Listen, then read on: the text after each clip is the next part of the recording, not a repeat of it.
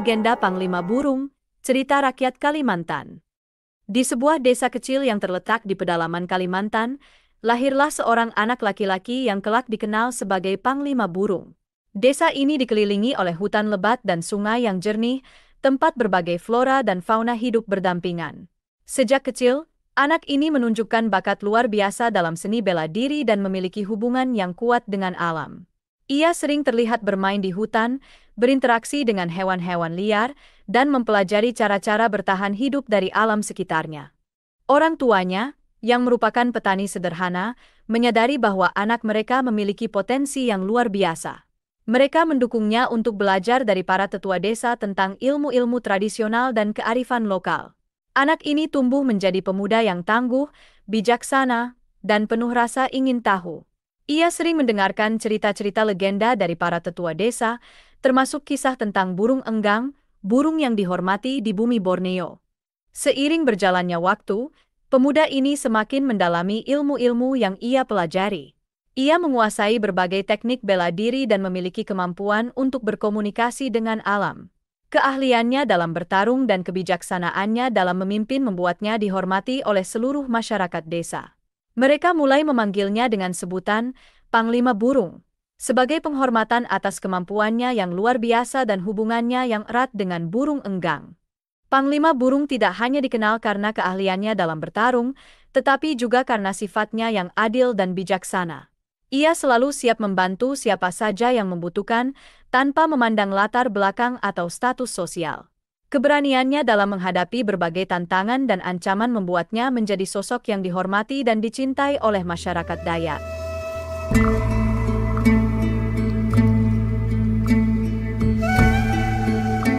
Setelah mencapai usia dewasa, Panglima Burung merasa bahwa ia perlu mencari pemahaman yang lebih dalam tentang dirinya dan alam semesta.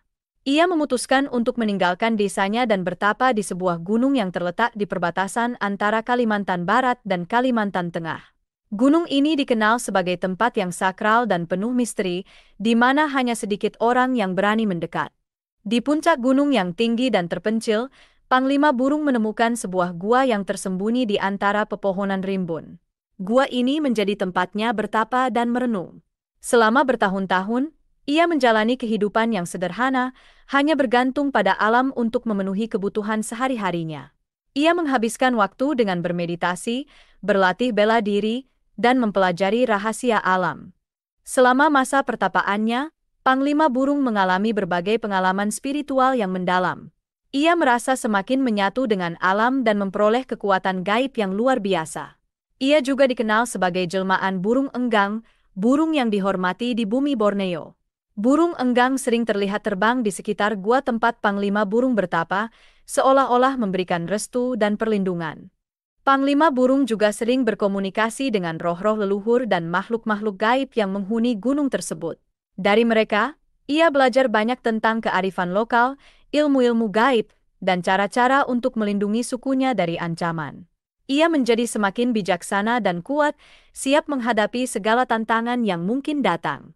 Selama masa pertapaannya, Panglima Burung juga mendapatkan firasat tentang masa depan sukunya. Ia melihat bahwa suatu hari nanti, suku Dayak akan menghadapi ancaman besar yang mengancam keberadaan mereka. Dalam firasatnya, ia melihat dirinya memimpin sukunya dalam pertempuran yang sengit dan berhasil mengalahkan musuh-musuh mereka. Firasat ini memberikan Panglima Burung semangat dan tekad untuk terus berlatih dan mempersiapkan diri. Setelah bertahun-tahun bertapa di gunung, Panglima Burung merasa bahwa waktunya telah tiba untuk kembali ke desanya. Ia telah memperoleh kekuatan dan kebijaksanaan yang cukup untuk melindungi sukunya. Dengan hati yang penuh keyakinan, ia turun dari gunung dan kembali ke desanya, siap untuk menghadapi segala tantangan yang mungkin datang. Kedatangannya disambut dengan sukacita oleh masyarakat desa yang telah lama merindukan kehadirannya. Panglima Burung kini siap untuk memimpin sukunya menuju masa depan yang lebih baik.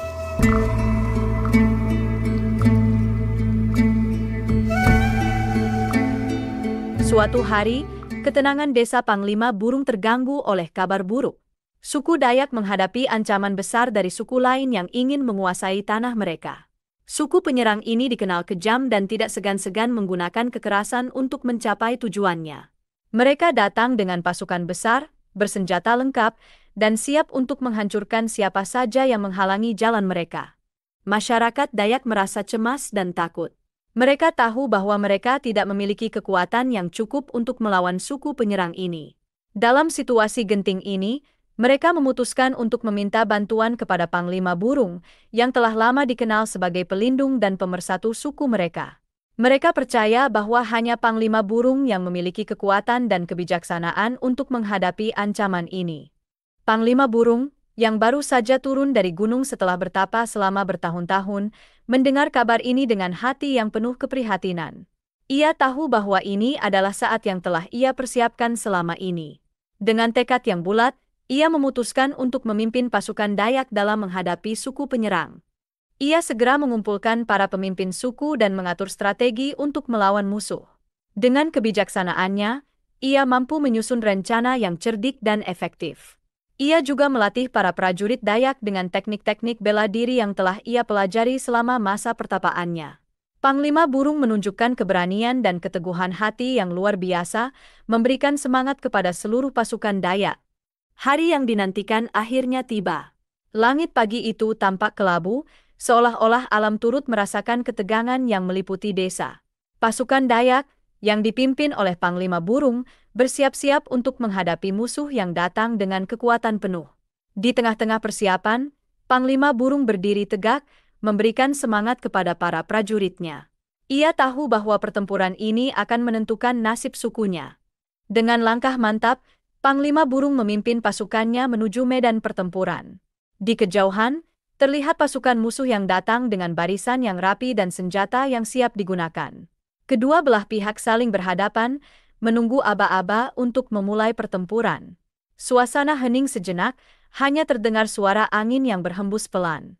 Tiba-tiba, suara trompet perang terdengar nyaring, menandakan dimulainya pertempuran. Pasukan Dayak dan pasukan musuh saling berlari menuju satu sama lain dengan senjata terhunus dan semangat yang berkobar. Panglima Burung berada di barisan depan, menunjukkan keberanian yang luar biasa. Ia bertarung dengan penuh semangat, mengalahkan musuh-musuhnya satu persatu dengan kecepatan dan ketepatan yang mengagumkan.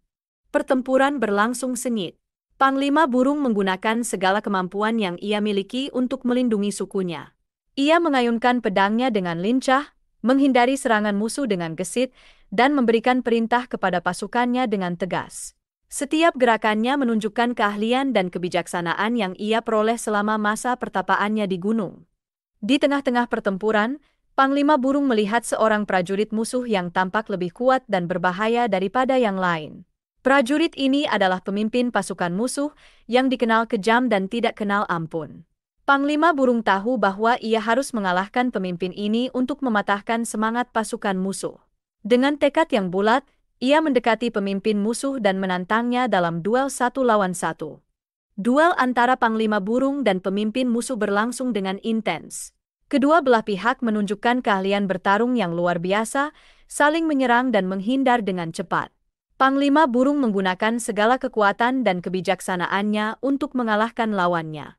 Akhirnya, dengan satu serangan yang tepat, ia berhasil menjatuhkan pemimpin musuh dan mengakhiri duel dengan kemenangan. Kemenangan Panglima Burung dalam duel ini memberikan semangat baru kepada pasukan Dayak. Mereka bertarung dengan lebih gigih, mengalahkan musuh-musuh mereka dan memukul mundur pasukan penyerang. Pertempuran yang sengit ini akhirnya berakhir dengan kemenangan bagi suku Dayak. Masyarakat Dayak bersorak gembira, merayakan kemenangan mereka dengan penuh sukacita.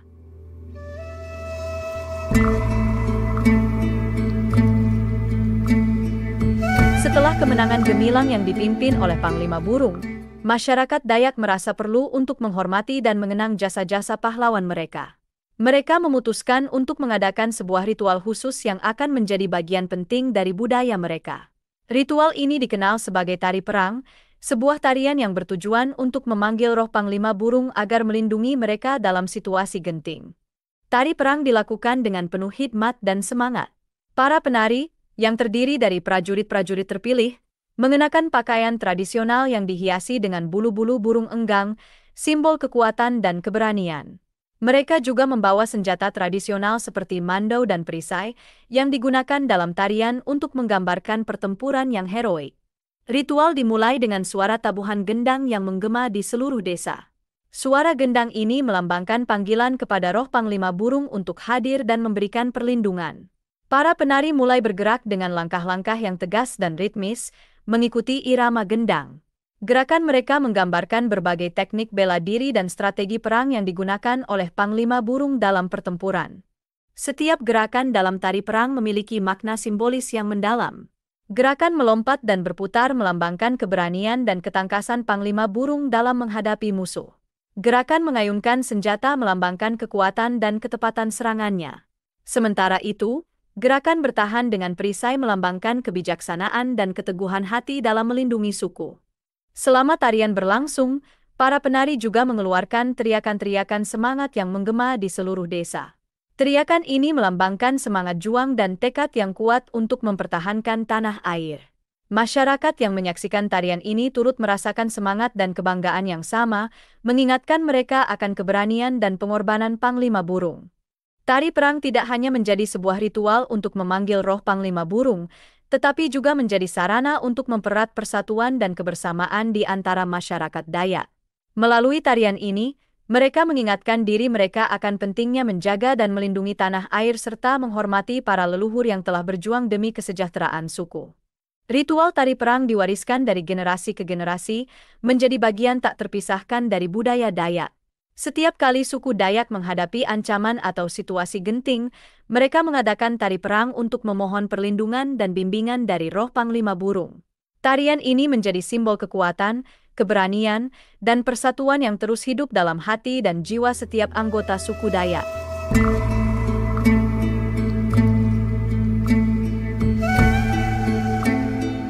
Dalam kehidupan sehari-hari, Panglima Burung adalah sosok yang rendah hati dan tidak suka menonjolkan diri. Ia lebih memilih untuk hidup sederhana dan dekat dengan alam. Ia sering terlihat membantu masyarakat desa dalam berbagai kegiatan, seperti bertani, berburu, dan membangun rumah. Kebaikan hatinya membuatnya dicintai oleh semua orang, dan ia selalu siap membantu siapa saja yang membutuhkan tanpa memandang latar belakang atau status sosial. Namun, ketika ancaman datang, Panglima Burung berubah menjadi sosok yang tegas, kejam dan gagah berani. Ia tidak ragu untuk mengorbankan dirinya demi melindungi sukunya. Keberaniannya dalam menghadapi musuh-musuhnya membuatnya dihormati dan ditakuti oleh lawan-lawannya. Ia mampu mengendalikan emosinya dengan baik dan selalu berpikir jernih dalam situasi yang paling genting sekalipun. Sifat cinta damai Panglima Burung tercermin dalam caranya menyelesaikan konflik. Ia selalu berusaha mencari solusi yang damai dan adil, menghindari kekerasan sebisa mungkin. Namun, jika tidak ada pilihan lain, ia tidak ragu untuk menggunakan kekuatan dan strategi yang ia miliki untuk melindungi sukunya. Keberanian dan keteguhan hatinya membuatnya menjadi pemimpin yang dihormati dan diandalkan oleh masyarakat Dayak. Sifat mengalah Panglima Burung juga terlihat dalam interaksinya dengan orang lain. Ia selalu mendengarkan pendapat dan masukan dari orang-orang di sekitarnya dan tidak pernah memaksakan kehendaknya. Ia percaya bahwa kebijaksanaan kolektif lebih penting daripada keputusan individu. Sikapnya yang rendah hati dan terbuka membuatnya dihormati oleh para pemimpin suku lainnya, dan ia sering dijadikan penengah dalam berbagai konflik antar suku.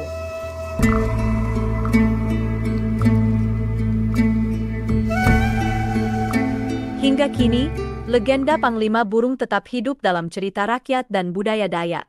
Ia menjadi simbol kekuatan, keberanian, dan persatuan bagi masyarakat Dayak. Warisannya terus dikenang dan dihormati oleh generasi-generasi berikutnya. Panglima Burung juga dihormati sebagai tokoh yang memiliki hubungan yang erat dengan alam. Ia dikenal sebagai jelmaan burung enggang, burung yang dihormati di bumi Borneo. Hubungannya yang kuat dengan alam mengajarkan kepada masyarakat Dayak tentang pentingnya menjaga dan melestarikan lingkungan. Mereka diajarkan untuk hidup selaras dengan alam, menghormati flora dan fauna, serta menjaga keseimbangan ekosistem. Panglima Burung juga menjadi inspirasi bagi banyak tokoh dan pemimpin Dayak. Mereka menjadikan Panglima Burung sebagai teladan dalam memimpin dan melindungi masyarakat. Keberanian, kebijaksanaan, dan sifat-sifat luhur Panglima Burung menjadi pedoman dalam menghadapi berbagai tantangan dan ancaman. Mereka berusaha untuk mengikuti jejak Panglima Burung dalam menjaga dan melindungi tanah air, serta memperjuangkan kesejahteraan masyarakat. Dengan demikian, Panglima Burung tidak hanya menjadi legenda dalam cerita rakyat, tetapi juga menjadi simbol kekuatan, keberanian, dan persatuan yang terus hidup dalam hati dan jiwa setiap anggota suku Dayak. Demikianlah kisah ini diceritakan, semoga dapat menghibur dan menambah wawasan, segala kebenaran detailnya, kita kembalikan kepada Allah, Tuhan pemilik kisah kehidupan.